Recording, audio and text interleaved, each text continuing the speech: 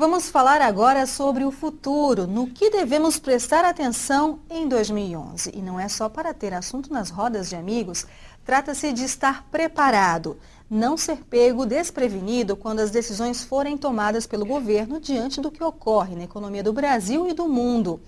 Não é difícil fazer planejamento, basta prestar atenção às dicas que o noticiário divulga todos os dias. Uma delas são os índices de inflação. A alta dos preços pode prejudicar a estabilidade da economia e da sua vida. Ainda está na memória de muitos brasileiros a experiência traumática com a inflação. A alta dos preços já esteve tão descontrolada no Brasil que superou os 80% ao mês no início da década de 90.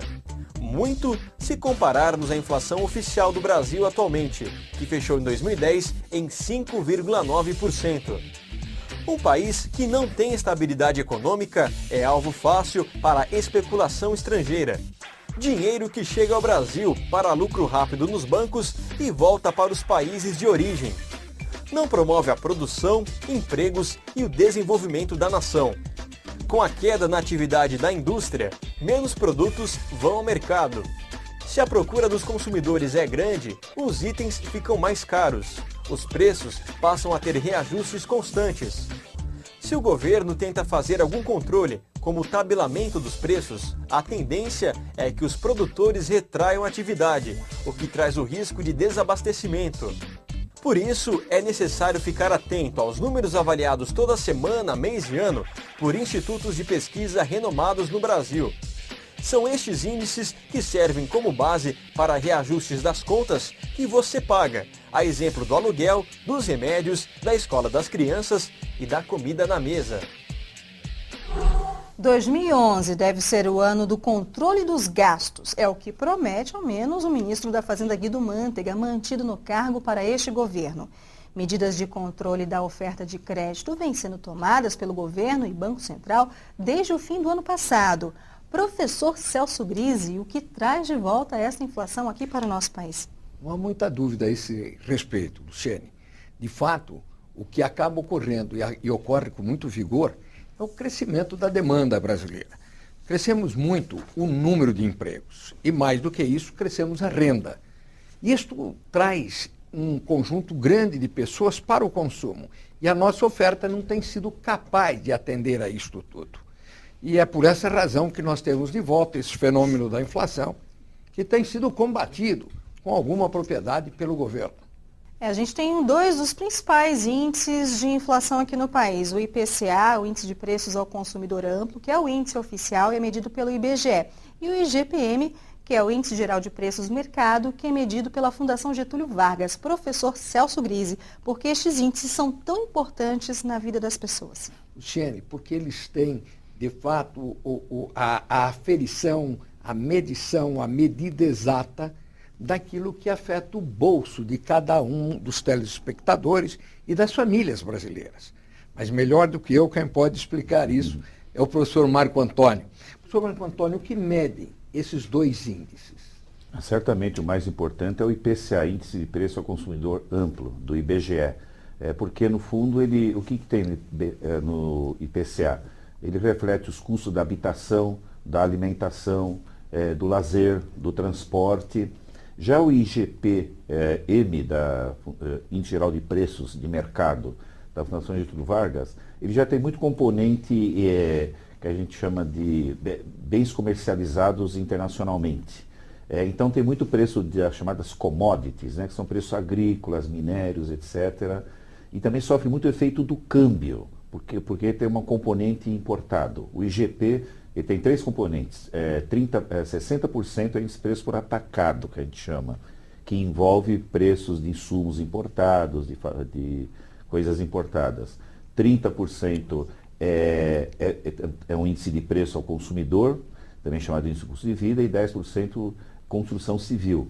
Mas para o telespectador, realmente, o mais importante são os IPCs, índice de preço ao consumidor, também chamado índice do custo de vida, que é realmente o seu dia a dia, a sua alimentação, o seu transporte, o seu lazer. que realmente é o índice mais importante. E esses preços e esses índices vêm mostrando um comportamento ascendente, pondo pressão sobre a inflação. Como é que você vê a ação do governo e as causas da inflação sob combate da autoridade monetária? Eu acho que você enfatizou um ponto, a política do governo de aumento da demanda através do aumento do crédito, através também do governo também gastando, de alguma maneira melhorou o padrão de vida do nosso telespectador, principalmente a classe média, classe de baixa renda, etc. Mas o custo que gastou passou um pouco do ponto. E aí talvez o problema das eleições realmente acho que afetaram bastante. Os últimos 2 anos houve gastos excessivos em relação à produção, à capacidade produtiva do país. Justamente visando muito o consumidor, o telespectador, mas também o eleitor. E o custo nós estamos pagando um pouco isso agora. Agora o lado bom é que melhorou o padrão de vida do nosso público, Vamos ver, a minha dúvida. Isso vai ser mantido? Eu espero que seja mantido, mas não é uma tarefa fácil para a nossa presidente Dilma. O governo tem acertado? Ministro Mantega, nosso presidente do Banco Central tem se comportado à altura das medidas, enfim, que possam combater. Está se falando muito, mas concretamente ainda os sinais não estão muito positivos. Um dado positivo foi realmente o aumento do salário mínimo, que obedeceu a uma fórmula. Então o governo conseguiu. Agora o problema vai ser o ano que vem, que o salário mínimo vai ter que ser aumentado em 14% no mínimo. De acordo com uma fórmula que tem, que é somar a inflação, o que o país produziu 2 anos antes, mais a taxa de inflação do ano anterior. O Brasil, 2 anos, em 2012. 2010 ele cresceu 7,5%. Você vai somar então mais a inflação de quase 6%, 5,9% do chamado IPCA. Vai dar praticamente 14% de aumento de salário mínimo. E o salário mínimo impacta na previdência social, impacta também na questão do salário das prefeituras, mas está na mão do governo. Se ele realmente cumprir, desculpe, Grisi, mas se ele realmente cumprir essa promessa de realmente reduzir gastos, mas há um pouco de preocupação com isso. O governo, principalmente o ministro Mantega, é conhecido como ele é keynesiano, desenvolvimentista, que a gente chama, o termo keynesiano, deve ser um economista famoso, Keynes. Mas ele é desenvolvimentista realmente é gastador. E ele trabalhou muito bem durante a crise, o ministro Guido.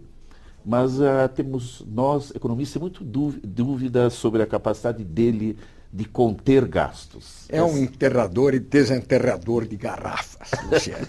Infelizmente, nosso tempo acabou, a conversa está tão boa. O Cifras e Safras fica por aqui. Agradecemos a presença do convidado de hoje, o professor Marco Antônio Sandoval de Vasconcelos, professor da USP, Universidade de São Paulo. Se você tem dúvidas ou sugestões, entre em contato conosco pelo nosso site www.cifrasesafras.com.br. Você pode participar por e-mail ou gravar uma pergunta pela webcam do seu computador para a gente exibir aqui no nosso programa. Uma ótima semana para você e até mais.